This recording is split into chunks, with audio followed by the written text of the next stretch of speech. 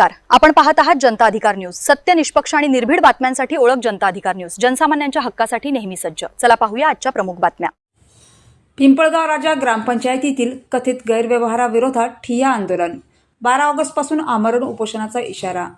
पिंपळगाव राजा ग्रामपंचायतीच्या कारभारातील कथित अनियमितता, विकास कामे आणि निधीच्या वापराबाबत नागरिकांकडून प्रश्न उपस्थित करण्यात येत आहेत।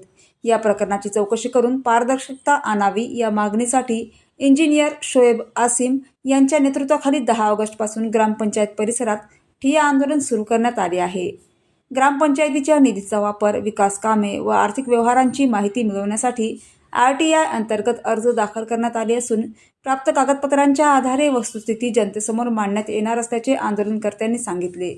आंदोलनकर्त्यांनी ग्रामपंचायत परिसरात CCTV बसवणे, संयुक्त पाहणी व सर्वेक्षण करणे तसेच कथित गैरव्यवहाराची सखोल चौकशी करण्याची मागणी केली आहे। चौकशीत भ्रष्टाचार किंवा आर्थिक अनियमितता सिद्ध झाल्यास संबंधितांवर कायदेशीर कारवाई करून आवश्यक असल्यास FIR दाखल करावी अशी ही मागणी करण्यात आली आहे।